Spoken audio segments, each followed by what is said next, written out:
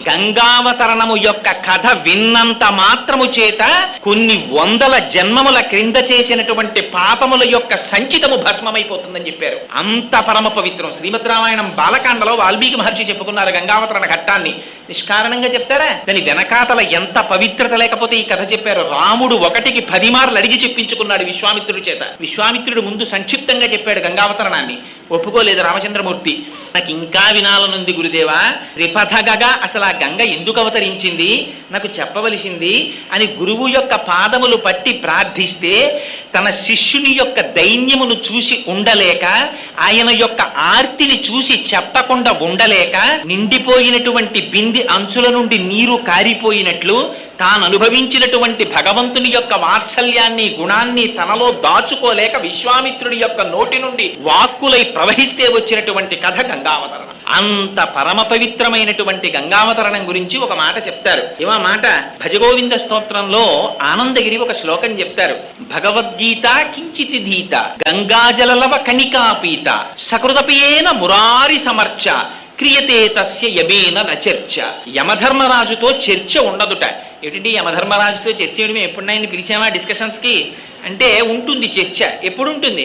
చిట్ట చివరి కాలంలో ప్రాణోత్క్రమణం అయిపోతున్నప్పుడు ఆయన ప్రతినిధులుగా ఆయన భటులు వస్తారు. వచ్చి పాశములు వేసి లాగుతూ ఉంటారు. బ్రతికియున్నన్నాళ్ళు నీ భజన తప్పను కాని మరణకాలమునందు మరతునేము ఆవేళ యమదూతలాగ్రహంబున వచ్చి ప్రాణముల్ పెకలించి పట్టునప్పుడు కపవాత పైత్యముల్ కప్పగా శ్రమచేత కంపముద్భవమంది కష్టపడుచు నారాయణాయంచు నా జింహతో నిన్ను పిలుతునో శ్రమచేత పిలువలేను నాటికిపుడి నీనామస్మరణ చేతు చివినిడవయ్య భూషణ వికాస శ్రీధర్మపుర నివాస దుష్ట సంహార నరసింహ దురిత దూరా అంటారు. ఆ పాశాలు వేసి లాగేస్తుంటే కపవాత పైత్యములు ప్రకోపించేస్తే ఆ ప్రాణవాయువు వ్యానం దొరకకుండా అటు ఇటు పరిగెడుతుంటే భయంకరమైన రూపాలతో భటులు లాగేస్తుంటే నా వాళ్ళున్నారు నేను రానని జీవుడు ఏడుస్తుంటే ఆనాడు చర్చ అవుతుంది. అంత బాధ అక్కర్లేదుట. అసలు యమధర్మరాజు గారు దగ్గరికి రావలసిన అవసరం ఉండదట. సాక్షాత్తుగా పార్వతీ పరమేశ్వరులు వచ్చి దర్శనమిచ్చి ఓం త్రయంబకం యజామహే సుగంధిం పుష్టివర్ధనం ఉర్వారుకమివ బంధనాన్ మృత్యోర్ముక్షీయమామృతాత్ అంటుంది మృత్యుంజయ మహామంత్రం. పండిపోయిన దోసపండు ముచిక నుంచి విడిపోయినంత తేలికగా పాంచభౌతికమైనటువంటి శరీరములోంచి ప్రాణము విడువడి పరమాత్మ యొక్క పాద సన్నిధానమును చేరుకునేటటువంటి అనాయాస మరణము లభించాలంటే ఎక్కడెక్కడ భగవద్గీతలోని ఒక్క శ్లోకమును అర్థము చేసుకుని చదివి అనుష్ఠానము చేసిన గంగాజలలవ కణికాపీత ఒక్క గంగ చుక్క నోటిలోకి స్వీకరించిన క్రియతే తస్య మురా ఒక్కసారి జీవితంలో మురారి అంటే మురా అంటే రాక్షసిని సంహరించినటువంటి శ్రీ మహావిష్ణువు యొక్క అర్చనము చేసిన క్రియతే తస్య యమేన నచర్చ. అటువంటి వారికి యమధర్మరాజుతో సంవాదం లేదుట. అందున పరమ పవిత్రమైనటువంటి కార్తీక మాసంలో అసుర సంధ్య వేళలో పరమశివుడు అటుపక్కన హనుమ, వెనక సుబ్రహ్మణ్యుడు, ఇంతమంది మహాభాగవతులు కూర్చున్నటువంటి పరమ పవిత్ర ప్రాంగణంలో గంగావతరణ కథాఘట్టాన్ని వినడం అంటే అది శివానుగ్రహం లేకుండా జరిగే విషయమా? చెప్పడం జరిగే విషయమా? అందున పవిత్ర వృక్షములు అని ఈ మధ్య తిరుమల తిరుపతి దేవస్థానం వాళ్ళు ఒక పుస్తకాన్ని రిలీజ్ చేశారు. ఇలా ఎక్కడైనా రావి చెట్టు, వేప చెట్టు ఒకదాని పక్కన ఒకటి నిలబడితే వేప చెట్టు పురుష స్వరూపం, రావి చెట్టు స్త్రీ స్వరూపం. ఈ రెండింటి పక్క నుంచి వచ్చేటటువంటి గాలి చేత సంతానమును పొందడానికి ప్రతిబంధకమైనటువంటి రోగము లోపల ఉన్నట్టయితే అటువంటి రోగమును విరిచెయ్యగలిగినటువంటి ఓషధీతత్వం కలిగినటువంటి గాలి ఆ కొమ్మల నుంచి వస్తుంది. అందున క్రింద స్వామి సుబ్రహ్మణ్యుడుండగా, పరమశివుడుండగా, సాక్షాత్తుగా దేవతా వృక్షములు ఇక్కడ నిలబడి ఉండగా, అందున పరమశివుడికి హరికేశాయోపవీతి నే పుష్టానాం పతయే నమో నమో అని పేరు. ఆయన ఆకుపచ్చటి ఆ చెట్లన్నీ ఆయన శిరోజములుగా ఉంటాయి. అటువంటి పరమ పవిత్ర ప్రాంగణంలో ఇవాళ గంగావతరణం అనేటటువంటి కథాఘట్టాన్ని చెప్పాలి అని మనం సంకల్పిస్తే అవుతుందా? శివానుగ్రహం ఉంటే ఆ స్వామి పలికించుగాక అని ప్రార్థన చేసి, సరే ఇంతకన్నా ఇంట్రడక్షన్లోకి వెళితే సమయం అంతా దానికే సరిపోతుంది కనుక ఆ గంగావతరణ ఘట్టాన్ని ప్రస్తావన చేసే ప్రయత్నాన్ని చేస్తాను. శ్రీమద్ రామాయణంలో బాలకాండలో రామచంద్రమూర్తి తాటకా సంహారం చేసిన తరువాత విశ్వామిత్ర మహర్షితో కలిసి బయలుదేరి వెడుతున్నప్పుడు శోణానదీ తీరంలో కూర్చున్నప్పుడు అడిగారు, అసలు ఈ గంగ ఎందుకు అవతరించింది? ఈ గంగ స్వర్గలోకం నుంచి భూమి మీదకి ఎందుకు పడింది? అలా పడినప్పుడు వచ్చినటువంటి అవరోధములు ఏమిటి? ఎందుకు రావలసి వచ్చింది? నాకు ఈ కథాఘట్టాన్ని వివరించవలసింది అని అడిగారు. విశ్వామిత్ర మహర్షి సంక్షిప్తంగా ఆ కథని వర్ణించారు. కానీ రామచంద్రమూర్తికి తెలుసుకోవాలనేటటువంటి కుతూహలము పరిపూర్ణముగా ఉన్నవారు కనుక నాకు దీని చేత తృప్తి లేదు. ఈ గంగని త్రిపథగా అని పిలుస్తారు. అంటే ఆకాశములో ప్రవహించినప్పుడు మందాకిని, భూమి మీద ప్రవహించినప్పుడు భాగీరథి, పాతాళంలో ప్రవహించినప్పుడు భోగవతి అని 3 పేర్లు. అందుకని త్రిపథగా అంటారు. దానికి ఆ పేరెందుకు వచ్చింది నాకు చెప్పవలసింది అని అడిగారు. అడిగితే విశ్వామిత్ర మహర్షి దాన్ని పూర్వోత్తర భాగముల కింద 2 కింద చెప్పారు. ఎంత చిత్రం అంటే అసలు ఇది చెప్పవలసినటువంటి సమయం ఆసన్నమైనప్పుడు విశ్వామిత్ర మహర్షి నోటి వెంట అనుకోకుండా పక్క సర్గంలో 2 పరమాద్భుతమైనటువంటి విషయములు ప్రస్తావన చెయ్యబడ్డాయి. ఒకటి కందోత్పత్తి, సుబ్రహ్మణ్యేశ్వర స్వామి వారు ఎలా జన్మించారనేటటువంటి రహస్యాన్ని ముందు సర్గాల్లో చెప్పారు. ఎందుకని హిమవంతుడనేటటువంటి పర్వతరాజుకి మేరువు యొక్క కుమార్తె అయినటువంటి మనోరమ భార్య. ఆ భార్యాభర్తలిద్దరికీ కూడా 2 కుమార్తెలు. పెద్ద కుమార్తె పేరు గంగ, రెండవ కుమార్తె పేరు ఉమ. రెండవ కుమార్తె అయినటువంటి ఉమ పరమశివుని గురించి ఘోరమైనటువంటి తపస్సు చేసి అపర్ణయై స్వామికి భార్య అయింది. అందుకని పార్వతీ పరమేశ్వరులు అయ్యారు వాళ్ళిద్దరు. పెద్ద కుమార్తె అయినటువంటి గంగ దేవతలు వచ్చి ప్రార్థన చేశారు హిమవంతుణ్ణి, మాకు దేవతా కార్య నిమిత్తమై ఈ గంగ మాకు కావలసినటువంటి అవసరం వచ్చింది, అందుకని మాతో పంపించమని. హిమవంతుడు అంగీకరించాడు. ఆనాడు గంగని దేవలోకానికి తీసుకుని వెళ్ళారు దేవతలందరూ. అందుకని దేవలోకంలో ప్రవహిస్తుండేది గంగ.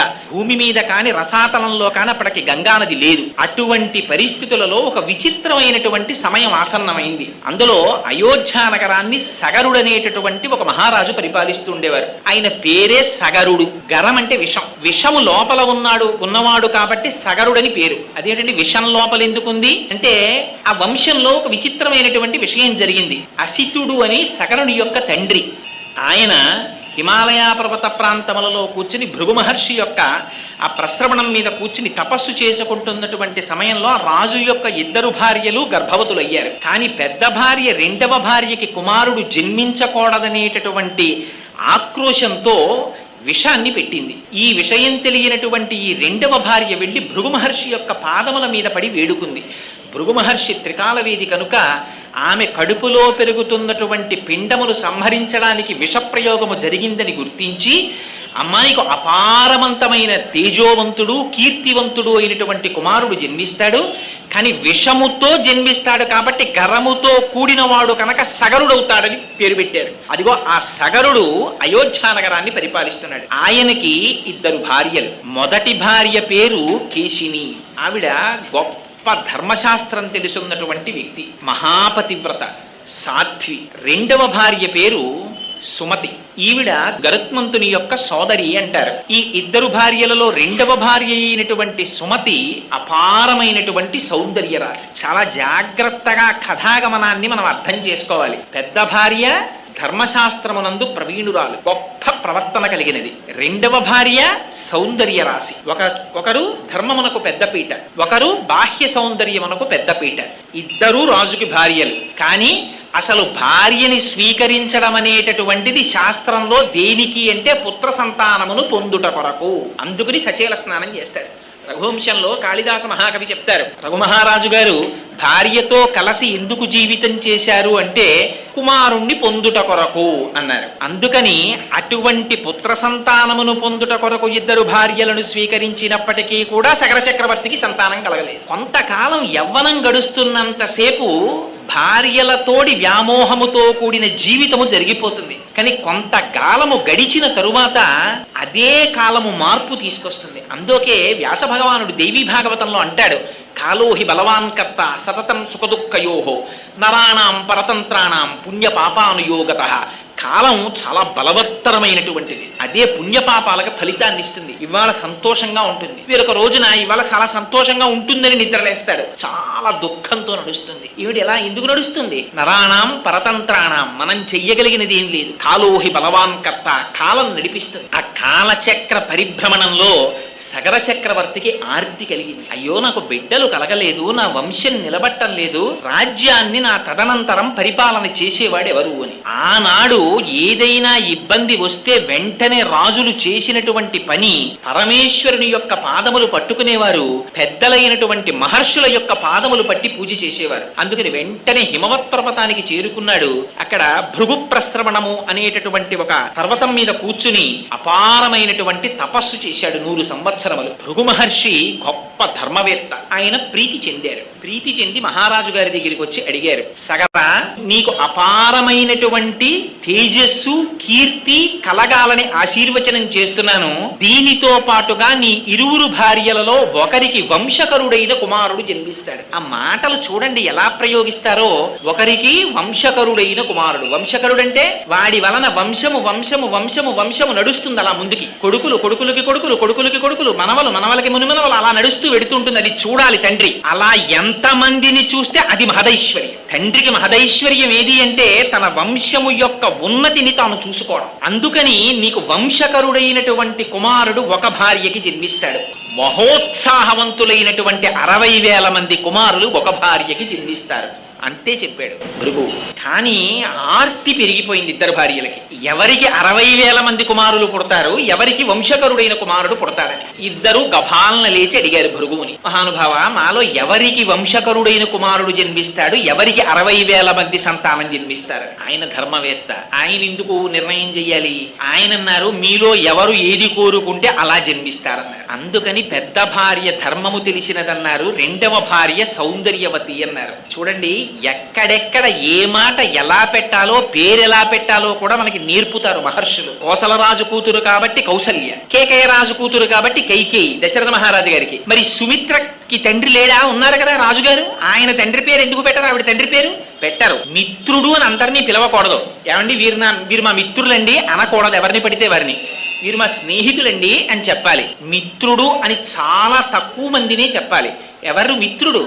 మితము నుండి ఋతమునకు ఎవరు తీసుకుని వెడతారో, మనతో పాటే తిరుగుతూ, మనతో పాటు ఉంటూ, మనతో పాటుగా సహజీవనము చేస్తూ, ఇది జీవితము కాదని పరమేశ్వరుని యొక్క పాదములు పొందడమే మానవ జీవితమునకు చేయమని తన నడువడి చేత మనకి నేర్పుతూ, తన మాటల చేత మనకి ఎవరు తీర్చిదిద్దుతారో వాడు మాత్రమే మిత్రుడు, మిగిలిన వాళ్ళు స్నేహితులు. అంతే శాస్త్రం.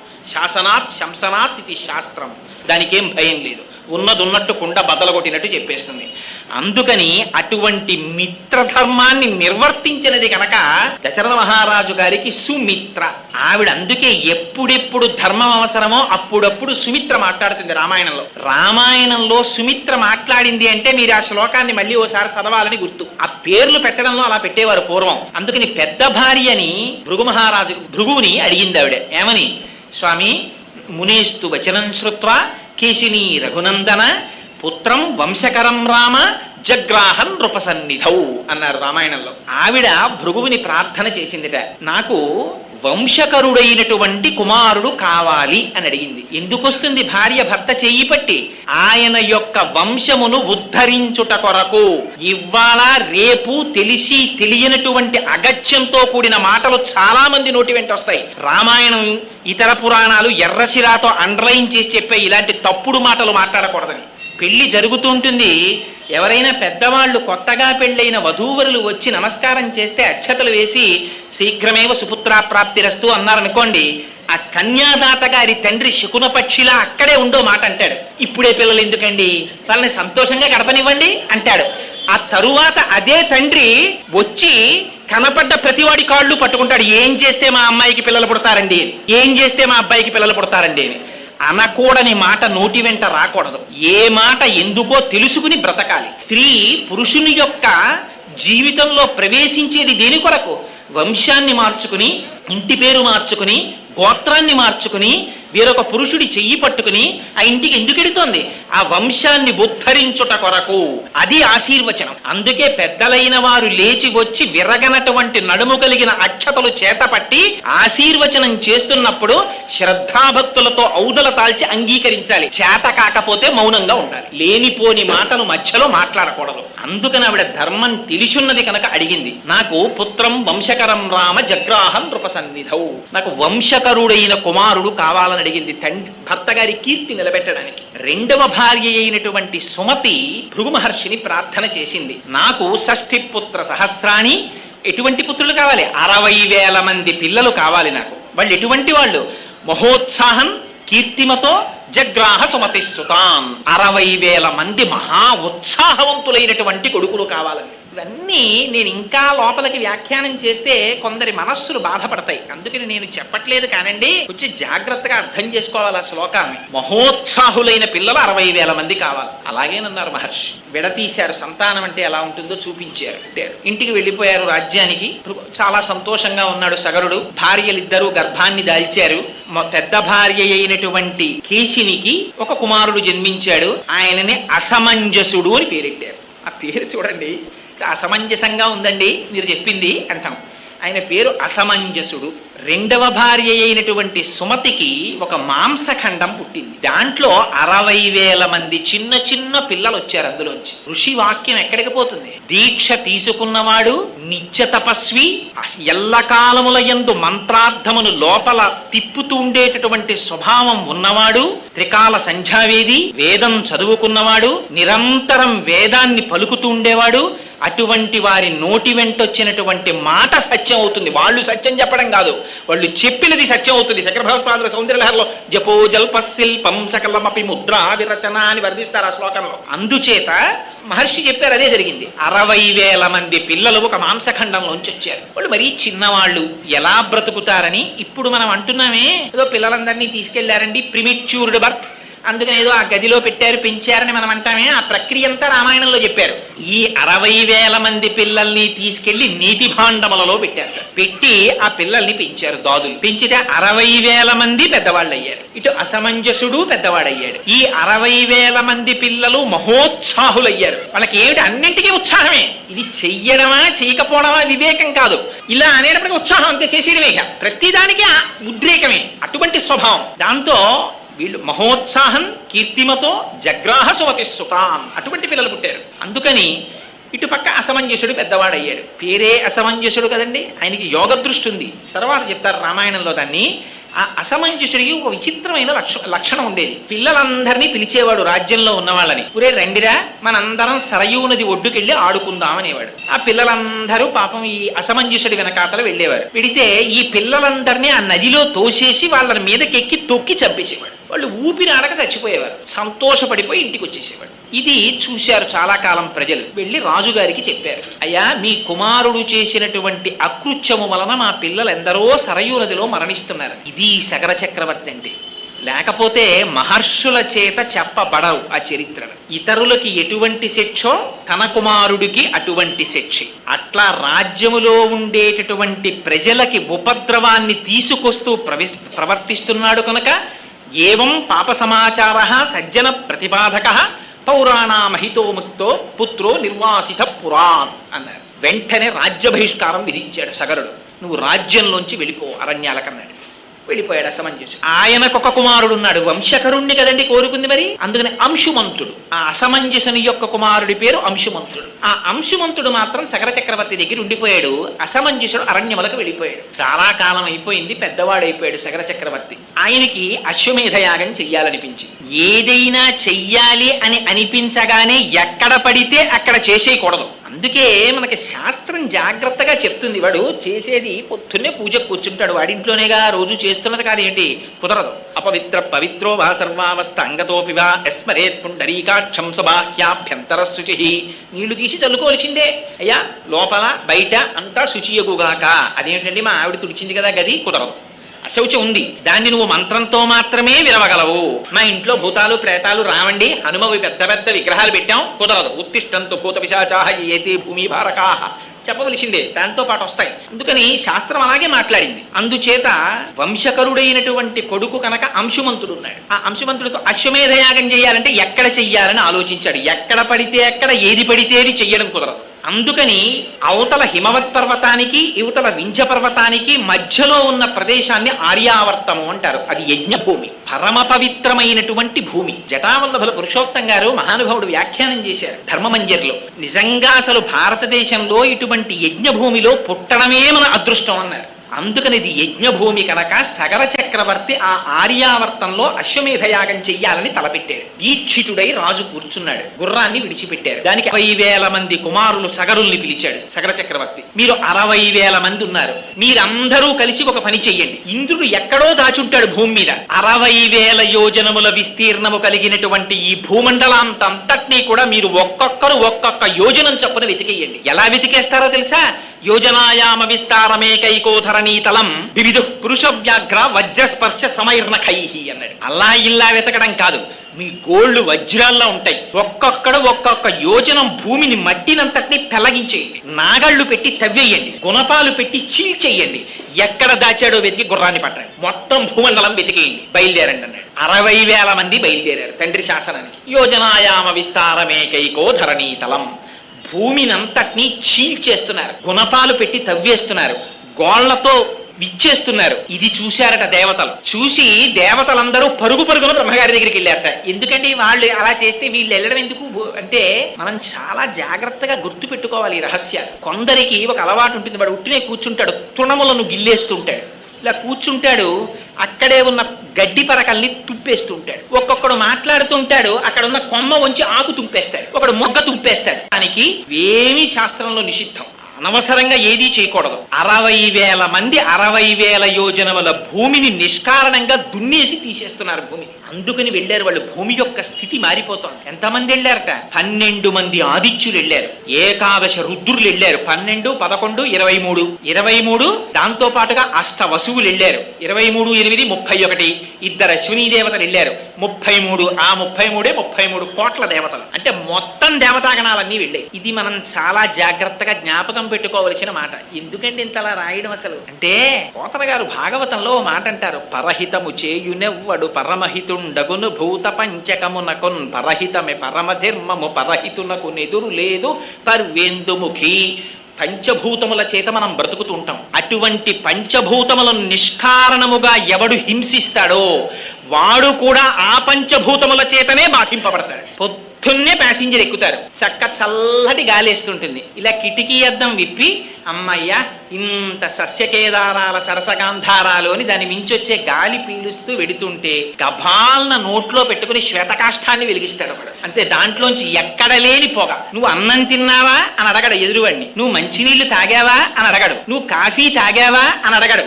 ఇక్కడ మాత్రం పంక్తి లోపం ఉండదు, పెట్టె తీసి చేతి ముందెడతారు. వాడు కూడా నియమభేదం లేకుండా గబగబా వాడు కాలుస్తాడు. కానీ నీ వెనక కూర్చున్నవాడి పరిస్థితి, పసిపిల్లలు ఉన్నారు, తల్లులు ఉన్నారు, ఆడవాళ్ళు ఉన్నారు, పొద్దున్నే కడుపులో తిప్పితే బాధపడేవాడు ఉన్నాడు. నీ నోట్లోకి పీల్చి నువ్వు వదిలిన ఎంగిలి గాలి వాడు పీల్చాలా?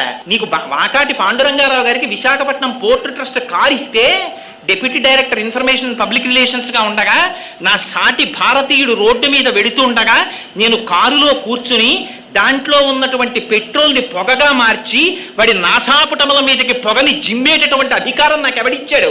నేను నడిచొస్తాను, నాకు కారక్కర్లేదన్నాడు. అటువంటి మహాపురుషులు నడిచిన గడ్డ ఇది. అంచాగే నైకే అమృతత్వ మానసు. నిష్కారణంగా దేని జోలికి వెళ్ళకూడదు. అందుకని దేవతలు పరిగెత్తారు బ్రహ్మగారి దగ్గరికి. ఏమి ఇలా చేస్తున్నారు వీళ్ళందరని అడిగారు.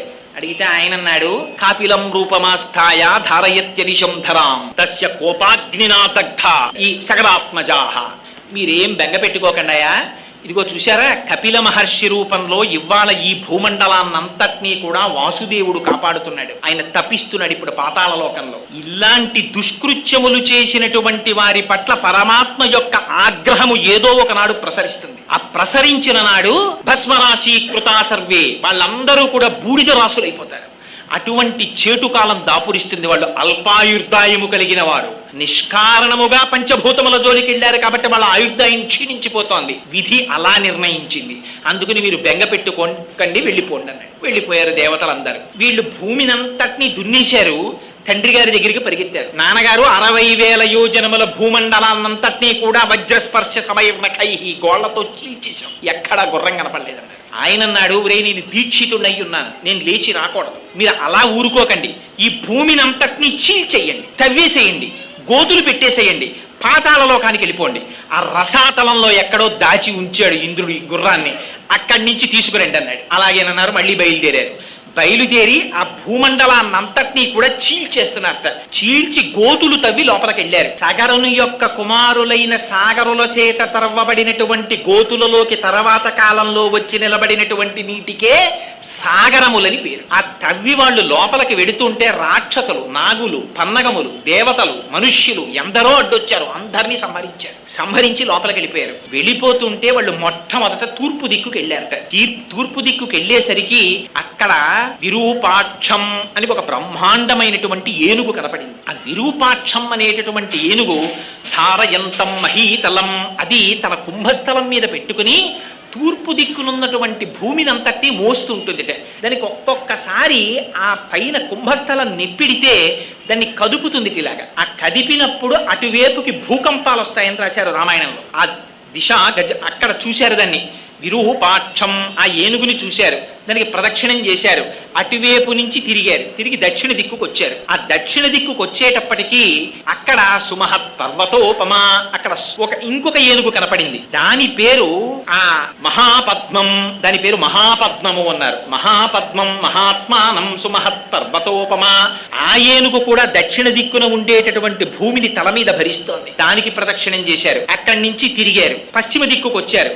వచ్చేటప్పటికి సౌమనసం అనేటటువంటి ఇంకొక ఏనుగు కనపడింది. దానికి ప్రదక్షిణం చేశారు, దానికి నమస్కారం చేశారు.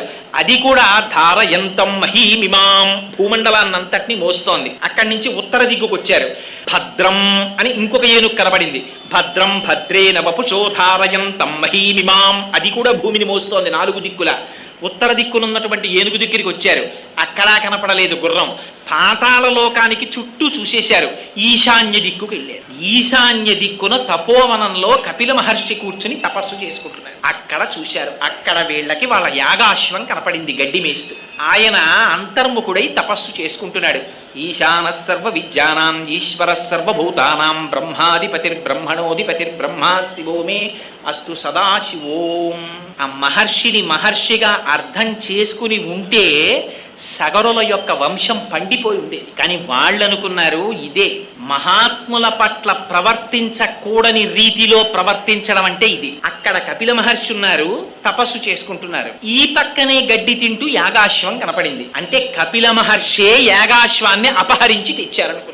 ఏమిటి మనకి నేర్పుతోంది రామాయణం? నీ ఇన్ఫరెన్స్లు, నీకొచ్చిన తెలివితేటలు, నీ కంక్లూజన్స్ మహాత్ముల పట్ల పూర్తి చెయ్యకు. నీకేదో కొంత జ్ఞానం ఉందని, వారు ఎక్కడో కనపడ్డారని వెంటనే వారికి పేరు పెట్టేసి వారికి ఏదో తేడాగా నిర్ణయాలు చేసేసి నువ్వు తీర్పులు చెప్పకు. లేనిపోని ఉపద్రవాలు వస్తాయి. చూశారు కపిల మహర్షిని చూసి ఈయనే యాగాశ్వం ఎత్తుకొచ్చాడు అనుకున్నారు. అనుకుని చేతిలో పెద్ద పెద్ద గుణపాలు పట్టుకున్నారు, నాగళ్ళు పట్టుకున్నారు.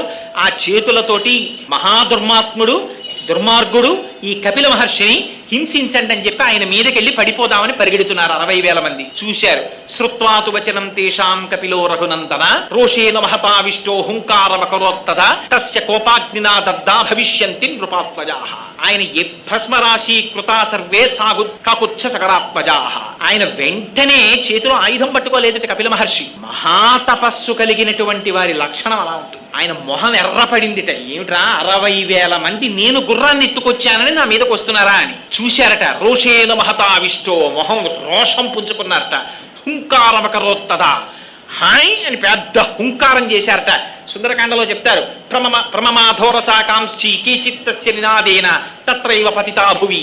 హనుమ ఒక్క పెద్ద నాదం చేశారంటే 10,000 మంది రాక్షసులు చచ్చిపోయారు. అలా ఒక్కసారి హుంకారం చేశారు కపిల మహర్షి. చేసేసరికి ఈ 60,000 మంది సగరులు కూడా బూడిద రాశులై పడిపోయారు. పడిపోయేటప్పటికీ ఆశ్చర్యపోయారు అందరూ. కపిల మహర్షి యొక్క తేజస్సు నుంచి ఉద్భవించినటువంటి కోపాగ్ని చేత కాలి బూడిదైపోయారు. ఈ వార్త ఎంతో కాలం నుంచి ఎదురు చూస్తున్నారు. ఈ సగరులు తిరిగి వస్తారు, గుర్రాన్ని పట్టుకొస్తారని. వీళ్ళు రారు, అక్కడ యజ్ఞం పూర్తవదు. చూశాడు సగరుడు, మళ్ళీ పిలిచాడు అంశుమంతుణ్ణి. ఈ మాట నువ్వెళ్ళు పాతాళానికి. కానీ ఒకటి జాగ్రత్త, వెళ్ళేటప్పుడు నీకు విరోధులైన వారు ఉంటారు కాబట్టి ఖడ్గాన్ని బాణాల్ని ధనస్సుని పట్టుకుని బయలుదేరు. పూజనీయులైనటువంటి వ్యక్తులు కనపడినప్పుడు మాత్రం వారిని పూజించి నమస్కరించి మాత్రమే వెళ్ళు. ఎవరిని పడితే వారిని వేధించి మాత్రం ప్రయాణించకని చెప్పాడు.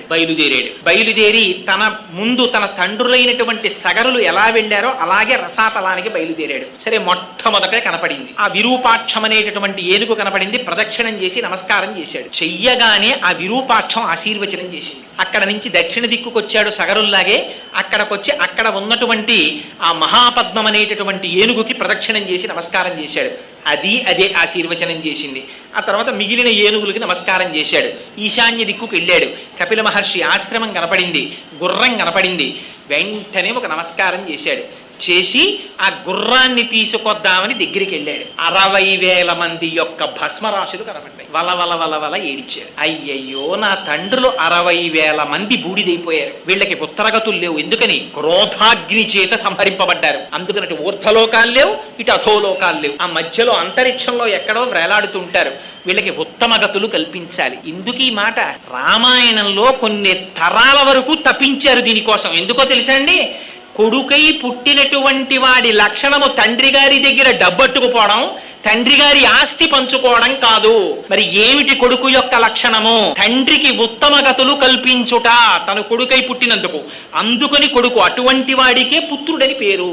అందుకని చూశాడు, అయ్యో మా తండ్రులకు నేను ఎలా ఉత్తమ గతులు కల్పిస్తానని బాధపడ్డాడు. అని గబగబా వెళ్ళి అక్కడ నీళ్లు కనపడలేదు, తర్పణలు ఇవ్వాలి. పరిగెత్తుకెళ్ళి నీళ్లు తెద్దామని వెడుతున్నాడు. అక్కడి నుంచి వెంటనే ఒక్కసారి మేనమామ గారైనటువంటి గరుత్మంతుడు మాట్లాడాడు కనపడి. అయ్యో నాయనా, వీళ్ళు మరణించినటువంటిది సామాన్యమైనటువంటి దోషం చేత మరణించలేదు, మహానుభావుడైన కపిల మహర్షి యొక్క ఆగ్రహం చేత మరణించారు. వీళ్ళకి సామాన్య జలాలతో తర్పణ కుదరదు. హిమవంతుని యొక్క పెద్ద కుమార్తె అయిన గంగమ్మ తల్లిని తీసుకొచ్చి ఆ గంగా జలాలతో వీళ్ళకి తర్పణ ఇవ్వాలి. ఆ గంగ వీళ్ళ భస్మరాశుల మించి ప్రవహించాలి. అప్పుడు వీళ్ళకి ఉత్తమ గతులు వస్తాయి. అప్పటి వరకు రావన్నాడు. చూశాడు, విన్నాడు. ఒక్క సుపర్ణ వచనం శ్రుత్వా సోంశుమాన్ అతివీర్యవాన్ త్వరితం హయమాధాయ పునరాయాన్ మహాయశాహ అన్నారు. ఆ గుర్రాన్ని తీసుకుని బాధపడుతూ వచ్చి సగర చక్రవర్తికి వార్త చెప్పి యజ్ఞాన్ని పూర్తి చేశాడు. సగర చక్రవర్తి విశ్వ ప్రయత్నం చేశారు తన కుమారులకి ఉత్తమ గతులు కల్పిద్దామని. కానీ పెద్దవాడైపోయాడు, శరీరాన్ని విడిచిపెట్టేశాడు. ఆ తరువాత అంశుమంతుడు రాజయ్యాడు. మీరు ఒక్క విషయం జ్ఞాపకం పెట్టుకోవాలి, రామాయణంలో వంశంలో వీళ్ళందరూ రాజులైనప్పుడల్లా ఇదే చెప్తుంటారు మహర్షి. వీళ్ళందరికీ ఏమిటి కోరికంటే గంగ తీసుకురావాలి ఆకాశంలోంచి. అంశుమంతుడు రాజయ్యాడు. ఎలాగైనా గంగని తీసుకొచ్చి మా పితరుల్ని ఉద్ధరించాలనుకున్నాడు. కానీ ఆయన తపస్సు చేయలేకపోయాడు, గంగని తేలేకపోయాడు, శరీరాన్ని విడిచిపెట్టేశాడు. దిలీపుడు రాజయ్యాడు. దిలీపుడు, అబ్బో దిలీప మహర్షి సామాన్యుడు కాడు, రఘువంశంలో వర్ణిస్తారు. సరే, ఇప్పుడు మనకు అది ఎందుకు కానంటే ఆ దిలీప మహారాజు గారు కూడా తేలేకపోయాడు. ఆ తర్వాత భగీరథుడు రాజు అయ్యాడు. ఆ భగీరథుడు రాజు అవుతూనే నా పితృదేవతల్ని ఎలా రక్షించుకోవాలి, వాళ్ళని ఎలా ఉద్ధరించాలి అని ఆలోచించాట. ఆలోచించి మహానుభావుడు బ్రహ్మగారి గురించి తపస్సు మొదలుపెట్టాడు. ఎవరికి ఏ సమస్య వచ్చినా మొట్టమొదట బ్రహ్మగారి గురించి తపస్సు చేస్తారు. నేను అప్పుడప్పుడు అంటూ ఉంటాను, ఆయన కన్సల్టెంట్ ఫిజిషియన్ లాంటి వాడు అని. అందుకని ఆయనతోనే మొట్టమొదటి తపస్సు ప్రారంభం. ఆయన తపస్సు కూడా ఎలా చేశాడో తెలుసా అండి? భగీరథుడు బ్రహ్మగారి గురించి ఇలా తపస్సు చేసేశాడండి, బ్రహ్మగారు ప్రత్యక్షమైపోయారండి అలా ఏం చెప్పలేదు రామాయణంలో. చతుర్ముఖ బ్రహ్మగారిని సాకారముగా ఈ కన్నులతో దర్శనం చెయ్యడానికి, తన పితృదేవతల్ని ఉద్ధరించడానికి భగీరథుడు ఎంత ప్రయత్నం చేశాడో చూడండి. ఇవాళ సంవత్సరానికి ఒక్క రోజు తండ్రికి తద్దినం పెట్టడానికి మనకి టైం ఉండట్లేదు. మనం రామాయణానికి వారసులం, సిగ్గుపడాలి మనం నిజంగా. ఆ భగీరథుడు ఎంత తపస్సు చేశాడంటే ఊర్ధ్వబాహు పంచతప అని, ఊర్ధ్వబాహు పంచతప మాసాహారో జితేంద్రియ రస్యవర్ష సహస్రాణి ఘోరే తపసి తిష్ఠిత అన్నారు. ఆయన మామూలుగా తపస్సు చేయలేదట. ఊర్ధ్వబాహు, 2 చేతులు పైకెత్తి ఇలా పెట్టేట. 10 నిమిషాలు పెడితే గోడలు నిప్పెడతాయి మనకి. అలా పెట్టి ఉండిపోయేట ఊర్ధ్వబాహు. పోనీ అలా ఉండడం కాదుట, పంచతప, శరీరాన్ని ఎంత శోషింపజేశాడంటే 4 పక్కల అగ్నిహోత్రాన్ని పెట్టుకున్నట్ట. కన్నులు ముయ్యకుండా సూర్య భగవానుణ్ణి అలా చూస్తూ ఉండేవట. అది ఎంత క్లేశం చూడండి నిజంగా. ఊర్ధ్వబాహు పంచతప మాసాహారో. పోనీ ఇలా ఉండడానికి ఏమంటే కాళ్ళు నిప్పెడతాయని బి కాంప్లెక్స్ మాత్రలు వేసుకోవడం, ఆ ఛాంబర్ ఏసీ చేసుకోవడం ఇలాంటివేం లేవు. అలా ఉన్నప్పుడు మాసాహారో, నెలకొక్కసారి మాత్రమే ఆహారం తినేవట. ఇది కూడా పోనీ ఇంత బాధపడుతున్నాడని ఇక్కడ గోడ నెప్పెడుతోందని తెలియడం, కళ్ళల్లోంచి నీళ్లు వస్తున్నాయని తెలియం, ఇవేం కాదుట. జితేంద్రియ. ఆ మాటలు చూడండి, వాల్మీకి మహర్షి వేసినవి. దేవీ భాగవతంలో వ్యాసుడు అంటాడు, ఇంద్రియాని బలిష్టాని ననియుక్తాని మానద. ఏమిటో నువ్వు ఇన్ని కబుర్లు చెప్తావు, అక్కడికి వెళ్ళిపోయానండి, ఇక్కడికి వెళ్ళిపోయానండి, అచ్చేసానండి, ఇచ్చేసానండి అని చెప్తావు. ఏది నీ కన్ను చూడకూడదన్న దాన్ని చూడకుండా ఆపు చూస్తాను, చూడలేవు. ఇంద్రియాని బలిష్టాని ననియుక్తాని మానద. భ్రమన్ సర్వతీర్థేషు స్నాత్వా స్నాత్వా పునః పునః నిర్మలన్న మనోయావత్ తావత్ సర్వం నిరర్థకం అంటాడు. ఎందుకురా ఎన్ని తీర్థాలు తిరిగితే ఏం సుఖంరా? నీ మనస్సును నువ్వు నిగ్రహించలేకపోతున్నావు. లోకములన్నయున్ గెలిచినాడ ఇంద్రియానీకము చిత్తమున్ గెలువనేరవు. నిన్ను నిబద్దు చేయు భీషణ శత్రులార్వుల ప్రభిన్నుల చేసిన ప్రాణికోటిలో నీకు విరోధి లేడపడు నిర్పున చూడుము ధనవేశ్వర అంటాడు ప్రహ్లాదుడు హిరణ్యకశిపుడితో భాగవతంలో. లోపల శత్రువుల్నే మనం జయించలేము. కామ క్రోధశ్చ లోభశ్చ దేహే తిష్టంతి తస్కరాహ జ్ఞానరత్నాపహారాయ తస్మాత్ జాగ్రత్త జాగ్రత్త అంటారు శంకర భగవత్పాదాచార్యులు. అందుచేత పాపం ఆయన ఊర్ధ్వబాహు పంచతప మాసాహారు జితేంద్రియ, ఇంద్రియాల్ని నిగ్రహించాడు. అలా ఎన్నాళ్ళు చేశాట తపస్సు? కశ్యవర్ష సహస్రాణి, ఏమో లెక్క తెలియదన్న. అలా ఎన్ని సంవత్సరాలు తపస్సు చేశాడో ఆయనకి తెలియదు. ఆయన ఏం క్యాలెండర్లు డేట్లు ఇవన్నీ ఏం చూసుకోలేదు. దర్శవర్ష సహస్రాణి ఘోరే తపసి తిష్ఠిత, ఘోరమైన తపస్సు చేస్తూ ఉండిపోయాడు. ఎవరి కోసం? తన కోసం కాదు. తనకి సంతతే లేదు అసలు భగీరథుడికి. తన సంతతి కోసం కాదు ఈ తపస్సంతా. ఎవరి కోసం? తన పితృదేవతల్ని ఉద్ధరించడం కోసం. మనుష్యుడై పుట్టినవాడు చెయ్యవలసినదేది. యథావల్లభుల పురుషోత్తం గారు ధర్మాంజలిలో రాశారు, పితృదేవతారాధన చెయ్యవలసినటువంటి తిథిలో దేవతారాధన చెయ్యవలసిన పర్వదినం వస్తే పితృదేవతారాధన చెయ్యాలా దేవతారాధన చెయ్యాలా అన్న మీమాంస వస్తే పితృదేవతారాధనకే పెద్దపీట వేయాలన్నారు. ఎందుకని? మనుష్యుడిగా పుట్టిన తర్వాత నీ ధర్మం నువ్వు చేసి తీరాలి, విహితం. ఇంత తపస్సు చేస్తే బ్రహ్మగారు ప్రత్యక్షమయ్యారు. ఎలా? దేవతలతో కలిసి ప్రత్యక్షమయ్యారట. ప్రత్యక్షమై చాలా సంతోషించాను భగీరథ నీ తపస్సుకి. ఇంత ఘోరమైన తపస్సు దేని కొరకు చేశావు అని అడిగారు. ఆయనకి తెలియదా? కానీ అడుగుతారు.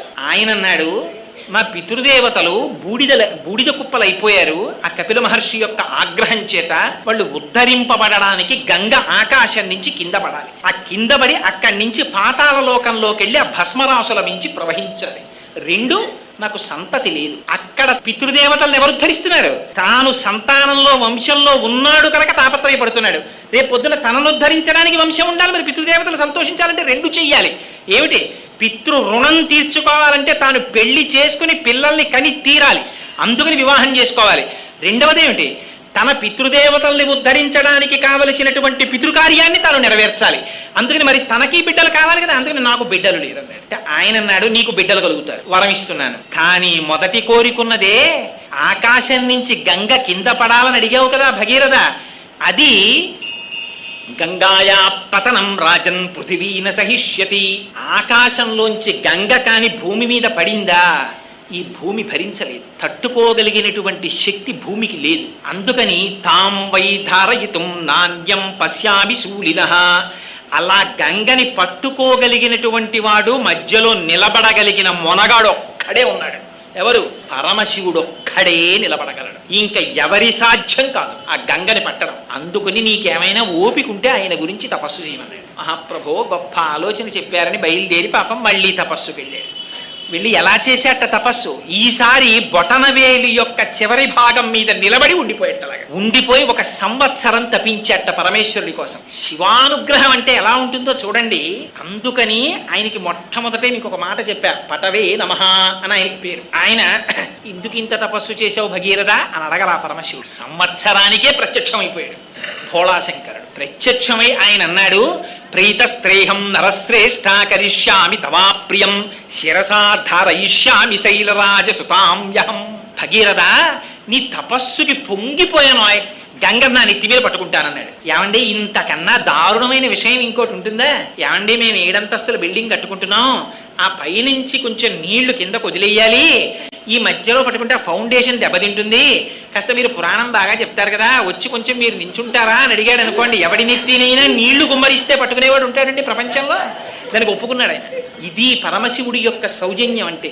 ఎలా అడిగితే కాదు, అడగకుండా నేను వచ్చి పట్టుకుంటాను. ప్రీతస్తేహం నరశ్రేష్ఠ కరిష్యామి తవా ప్రియం శిరసాధారయిష్యామి శైలరాజసుతాంయహం. నేను పట్టుకుంటాను అన్నాడు. రమ్మన్నారు. తీసుకెళ్లారు. మహానుభావుడు హిమాలయ పర్వతముల మీద నించున్నాడు. నించుని నడుము మీద 2 చేతులు వేసుకుని నిలబడ్డాడు. పడమన్నాడు గంగని. పడమంటే ఆ గంగ ఆకాశంలోంచి బయలుదేరింది. బయలుదేరి మంచి ప్రవాహంతో బయలుదేరి వచ్చేస్తోంది కింద పడదామని. ఎందుకని బ్రహ్మగారు అనుజ్ఞనిచ్చారు. పరమశివుడు అలా నిలబడిన నాడు నువ్వు కిందకు పడని చెప్పాడు. అందుకని వచ్చింది. చూసిందిట పరమశివుడిని కింద. చూసి ఒక పెద్ద నవ్వు నవ్విందిట. ఏమిటో విర్రాడు, నన్ను పట్టుకుంటానని నించున్నాడు. అక్కడి నుంచి నేను కింద పడితే ఆ బుర్ర ఉంటుందా? అదిరిపోతుంది. తెలియక చాలా మంది జలపాతాల కిందకి వెళ్ళి కపిల తీర్థంలోనూ అక్కడ ముందు గబుక్కును బోడిగుండు పెట్టేస్తారు. పెట్టేసిన తర్వాత తల అదిరిపోతుంది. అమ్మో, అప్పుడు 2 చేతులు పైనెట్టుకుని మళ్ళీ జలపాతం కింద నిలబడుతుంటారు. జలపాతం కిందే నిలబడలేం కదా, పైగా జలపాతం కింద స్నానం చేస్తే ముందు సంతోషంగా ఉంటుందండి. ఓ 15 నిమిషాలు జలపాతం కింద మీరు స్నానం అదే పనిగా చేసేసి వచ్చేసారనుకోండి, తల దర చప్పులు ఉండిపోతుంది. ఎందుకంటే ఆ నీళ్లు పడిన సౌండ్కి అది అబ్జార్బ్ చేసుకుని ఉంటుంది. ఆ తర్వాత కాసేపు రైలు ఎక్కినా బస్సు ఎక్కినా ఇది ఎప్పటికీ తగ్గుతుందని భయం వేస్తుంది మనకి. అందుకని అలాంటిది గంగావతరణాన్ని భరించడమా? ఏమిటో విర్రాడిలా నించున్నాడు పాపం. ఓ పని చేస్తాను, వచ్చి ఇంతలా నించున్నాడు కదా, అందుకని ఈయనకి ఇచ్చే కానుక ఏమిటంటే, నేను మొసళ్లతో, తాబేటికాయలతో, ఎండ్రకాయలతో, చేపలతో పైనుంచి కింద పడి ఈయన అహంకారం పోయేటట్టుగా ఈయన్ని కూడా పాతాళానికి ఈడ్చుకుపోతానండి. ఆయనకి తెలిసిందన్నారు పరమశివుడికి. ఎలా తెలుస్తుంది? ఆయన సర్వభూతముల యందు ఉంటాడు. శివుడు లేకపోతే మంగళం ఎక్కడుందండి? లోపల ఆయన ఉన్నాడు కాబట్టి మంగళం. బాగున్నారా బాగున్నారా బాగున్నారా అని పిలుస్తారు. ఒక్కసారి ఆయన బయటికి వెళ్ళిపోయాడు అనుకోండి, షీ పోతుంది, షా అవుతుంది. అది శవం అయిపోయి చాపేసి బయట పడుకోబెట్టేస్తాడు. అందుకని ఆయనకి తెలియదు ఎక్కడ ఎవడేమనుకుంటున్నాడో. అందుకని ఆయన లోపల ప్రవేశించాడు. శివుని ఆజ్ఞ లేనిదే చీమైనా పుట్టదు. 3వ కంటి వాడికి తెలియకుండా చేసేయండి అంటారు. 3వ కంటి వాడికి తెలియకుండా కాదు, 3వ కంటి వాడికి తెలియకుండా ఏది అవ్వదు. 3 కన్నులు ఉన్నవాడు అన్నీ చూస్తూ ఉంటాడు. 3వ కంటికి తెలియకుండా అంటే ఈ 2 కళ్ళకే తెలియాలి సుమాన్ దాని అర్థం. 3వ కంటికి తెలియకుండా అనడానికి 3వ కంటి వాడికి తెలియకుండా ఎవడి సాధ్యం కాదు. అది అసలు విన్నవాడు ఏమనాలి, నేను చేయలేను సార్ అయితేనన్నాడు. కానీ వీడంటాడు అలాగే సార్ చేసేస్తానంటాడు. 3వ కంటి వాడికి తెలియకుండా వీడు చేయడం ఏంటి, అలా చేస్తాడు. అందుకని ఆయనకి తెలియదా? అందుకని ఆయన గంగ యొక్క అహంకారాన్ని పసిగట్టాడు. ఓహో గంగ, ఇంత అహంకరిస్తున్నావు కదా, నీకు ఒక పాఠం నేర్పుతాను అనుకున్నాడు. ఆయన జటాజూటాన్ని విస్తరించాడు. విస్తరిస్తే అది పరమ పవిత్రము అన్నాడు. ఎంత పవిత్రం అంటే పరమశివుని యొక్క జటాజూటం, అది హిమవత్ పర్వతం ఎంత పవిత్రమో అంత పవిత్రంగా విస్తరించింది. ఆ పైనుంచి గంగ ఒక్కసారి ఆ జటాజూటంలోకి పడింది. పడేటప్పటికీ ఎటువంటి గంగ? పుణ్యే రుద్రస్యమూర్ధని, ఆయన యొక్క మూర్ధ భాగమునందొచ్చి పడింది. పడగానే గంగ అనుకుంది నేను శివుణ్ణి ఈడ్చుకుపోతాననుకుంది. పరమశివుడు ఏం చేశాడు? జటాజూటాన్ని విస్తరించాడు. 1 సంవత్సర కాలం అయిపోయిందిట. ఒక నీటి చుక్క కింద పడలేదు. ఆ జటాజూటంలో తిరుగుతూనే ఉంది పాయల నిండా. చుక్క చెమటకారినంత కిందకి కూడా జారలేదు వెంట్రుకల్లోంచి. ఇది విచిత్రం. వెంట్రుకల్లో నీళ్లు పట్టగలిగిన వాడు ఉంటాడా? పైగా ఓ కుండలో పట్టేవాడు ఉంటాడు, బిందిలో పట్టేవాడు ఉంటాడు.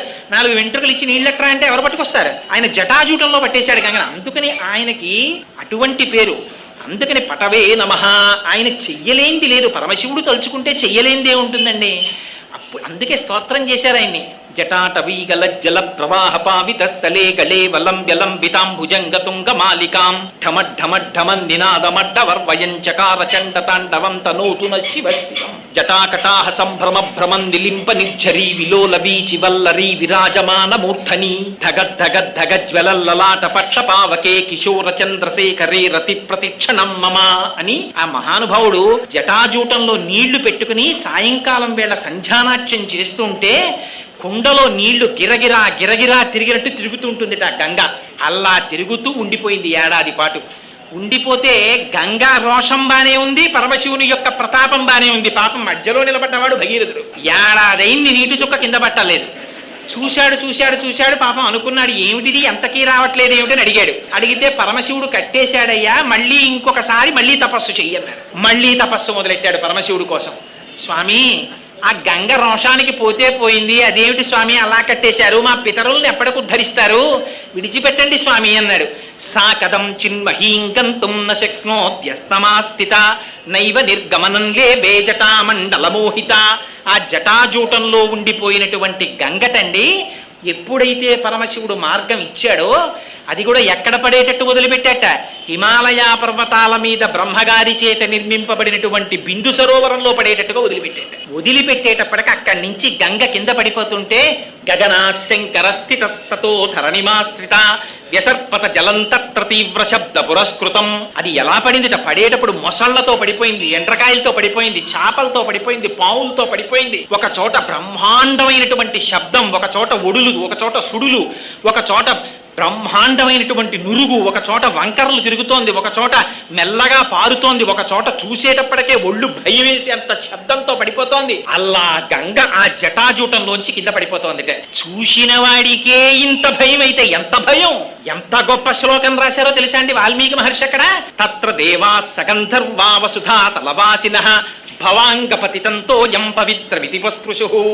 చూశారట, ఇలా పంపులు రాక రాక రాక రాక పంపు వచ్చింది అనుకోండి, ఇంకా పంపు కుస్ కుస్ అంటుంటేనే బిందెట్టేసినట్టు ఆ జటాజూటంలోంచి పడిపోతున్నటువంటి గంగ ప్రవాహం కింద బుర్ర పెట్టలేమని తెలిసిన అమ్మో ఇది భవాంగపతితంతో యం పరమశివుని యొక్క శరీరమును తాకి కిందకు వస్తోంది, ఎంత అదృష్టం రా, దీంట్లో స్నానం చేయకపోతే ఎలా అని గబగబా వచ్చి అక్కడ స్నానం చేయడం కుదరదు కనుక గభాలన నీటిని బట్టి శిరస్సును కలుగుని తాగేసేస్తారు. ఎందుకని భవాంగపతితంతో యం, ఇంకో పేరు పెట్లా, శివాంగపతితంతో యం. అలా భవ లింగపురాణం అంటుంది సంజీవనం సమస్తస్య జగత సలిలాత్మిక భవ ఇత్యుచ్యతే మూర్తిర్భవస్య పరమాత్మనః.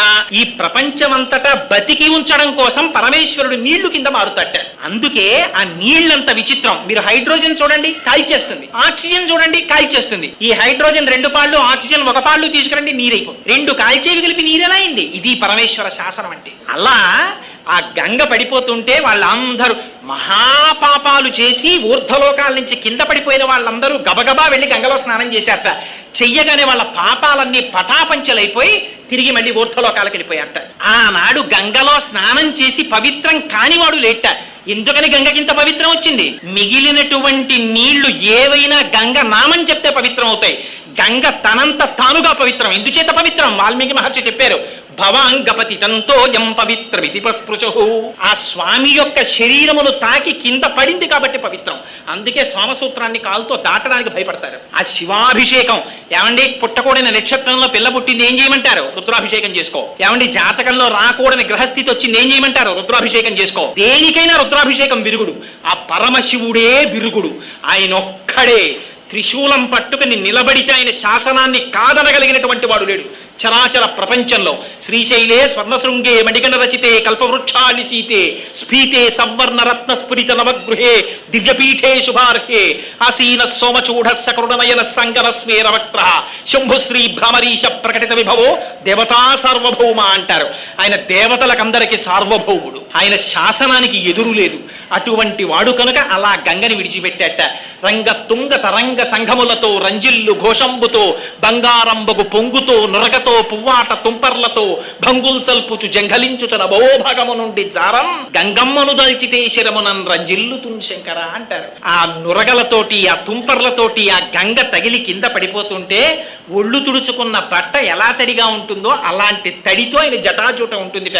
అందుకని ఆయనకి కపర్ది అని పేరు. ఆ జటాజూటానికి నమస్కారం చేస్తే చాలట తీర్థయాత్రల్లో వచ్చే ప్రతిబంధకాలు రాకుండా యాత్ర పూర్తి. అటువంటి జటాజూటం ఉన్నవాడు పరమశివుడు. అక్కడ నుంచి బయలుదేరి కింద పడింది గంగ. ముందు ఆయన వెళ్ళిపోతున్నాడు. యథా భగీరథో రాజాతతో గంగా యశస్విని. ఆ ముందు భగీరథుడు రథం మీద వెళ్ళిపోతున్నాడు. ఆ వెనకాతలే గంగ కూడా వెళ్ళిపోతుంది. ఆయన ఎటు దారి చూపిస్తే అటు వెళ్ళిపోతుంది. ఆ భగీరథుడు జహ్ను మహర్షి ఆశ్రమం పక్క నుంచి వెళ్ళిపోయాడు. వెళ్ళిపోయేటప్పటికి గంగ మామూలుగా వెళ్ళిపోతుందా? ఆయన అంటే మామూలుగా వెళ్ళిపోతాడు రథంతో. అపారమైనటువంటి వేగంతో వెనకాతల ప్రవహిస్తూ వచ్చేసింది. వచ్చి జహ్ను మహర్షి యొక్క ఆశ్రమాన్ని ముంచెత్తేటప్పటికీ ఆశ్రమం కొట్టుకుపోయింది. చూశారు మహర్షి, ఏమే గంగా, ఎంత అహంకారం, నా ఆశ్రమాన్ని తుడిచిపెడతావా? చూడు ఏం చేస్తాను అని తన అరచేతిలోకి తీసుకుని గంగను తాగేశాడు. తాగేసేటప్పటికి చుక్క గంగ లేదు. పాపం భగీరథుడు ముందెళ్ళిపోతున్నాడు. వెనకాతల చప్పుడు ఆగిపోయింది. వెనక్కి తిరిగి చూస్తే గంగ లేదు. ఏమిటిది అల్లరే మళ్ళీ వెనక్కి వచ్చాడు. దేవతలు వీళ్ళందరూ స్నానం చేస్తున్న వాళ్ళు హడిలిపోయి గబగబా దిగి వచ్చేశారు. ఇది తపోశక్తి అంటే.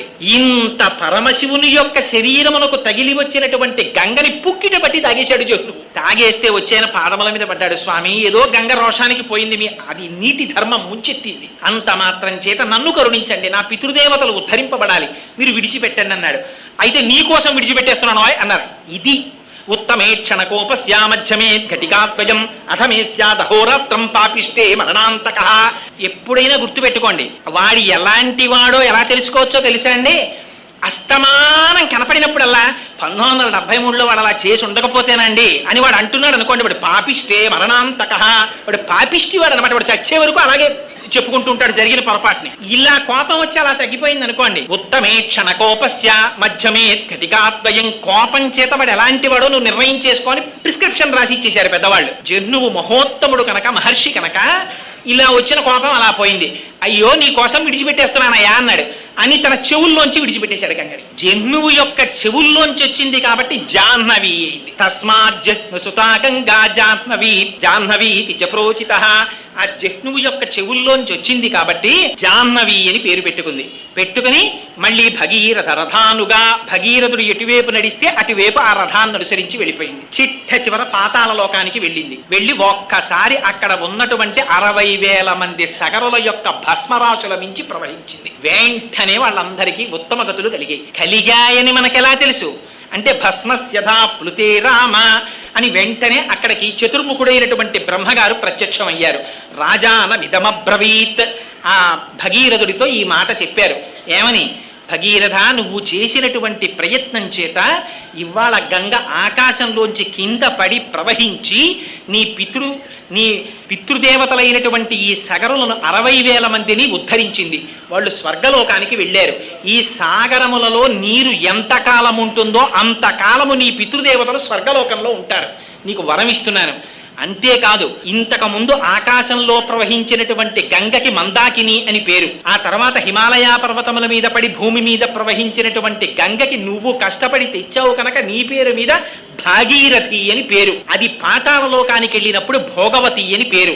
పాతాళ లోకానికి వెళ్ళిన గంగ మళ్ళీ భూమి మీదకి వచ్చింది. తెలుసా అండి మీకు? వచ్చింది. ఎక్కడుందో తెలుసా? ఇప్పటికీ మీరు ఇప్పటికీ పాతాళ లోకానికి వెళ్ళిపోయినటువంటి గంగ పైకొస్తే దాంట్లో స్నానం చెయ్యాలనుకుంటే ఉంది. ఇప్పటికీ వెంకటాచలం కొండ కింద ఉన్న కపిల తీర్థంలో ఉన్నటువంటి సరోవరం, ఆ కపిల మహర్షి పూజ చేసినటువంటి శివలింగం భూమిని బ్రద్దలు చేసుకుని పైకొస్తే కామధేనువు శివలింగం మీద గిట్టపట్టి మా వర్ధస్య, ఇంక పెరగకు అని అడిగింది. అందుకే కపిలలింగం మొదటి దగ్గర తెల్లగా ఉంటుంది, మధ్యలో బంగారంలా ఉంటుంది, చివర ఎర్రగా ఉంటుంది, పైన కాలి గెట్టు ఉంటుంది, పశ్చిమాభిముఖంగా ఉంటుంది, 5 ముఖాలుంటాయి, 3వ కన్ను ఉంటుంది. ఇప్పటికి కపిలలింగానికి దాని ఎదురుగుండా ఏర్పడినటువంటి సరోవరమే భోగవతి నది పైకొచ్చినటువంటి తీర్థం.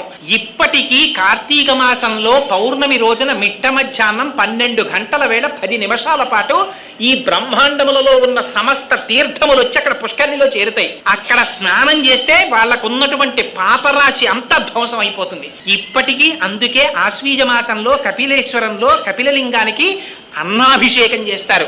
450 కిలోల అన్నం వండి నమక చమకాలు చెప్తూ అన్నంతో అభిషేకం చేసి అన్నలింగం పెడతారు. ఆ లింగం మీద మళ్ళీ అన్నలింగం పెడతారు. 3 గంటలకే ఆ లింగాన్ని తీసి పుష్కరిణిలో నిమజ్జనం చేస్తారు. చేసి కూరగాయలు, పెద్ద పెద్ద ఆనపకాయలు, పొట్లకాయలు, కాకరకాయలు, ఇవన్నీ కాయలుగా ఉడికించేస్తారు. ఉడికించి వాటితో త్రిశూలం, నాగాభరణాలు, 3వ కన్ను ఇవన్నీ పెడతారు. పెట్టి చిట్ట చివర సాయంకాలం ప్రదోష వేళలో ఈ అన్నలింగాన్ని దర్శనమిస్తారు. అన్నలింగాన్ని దర్శనం చెయ్యొచ్చు. అప్పుడు ఆ అన్నలింగం మీద ఉన్న అన్నాన్ని, ఉన్న కాయగూరల్లో కొంత భాగాన్ని కలిపి వచ్చిన వాళ్ళ చేతిలో ప్రసాదంగా ఇస్తారు. అటువంటి అన్నప్రసాదం ఎవరు తింటారో వాళ్ళకి రాబోయేటటువంటి ఎన్ని జన్మలున్నాయో అన్ని జన్మలలో వాడికి అన్నమునందు ఆర్తి ఉండదు, వాడికి దరిద్రం ఉండదు. ఇది నువ్వు తినకు అని డాక్టర్ల చేత వాడు చెప్పబడడు. ద్రాపేయం ధస్సస్పతే దరిద్రం నీలలోహిత. అడుగుతున్నాం కదా తెల్లవారు లేస్తే, స్వామి మాకు ఎటువంటి ఉపద్రవం రాకుండా చతుష్పదే, ఆ 4 పాదాలున్నవి, విపదే, ఇవన్నీ సంతోషంగా ఉండాలని.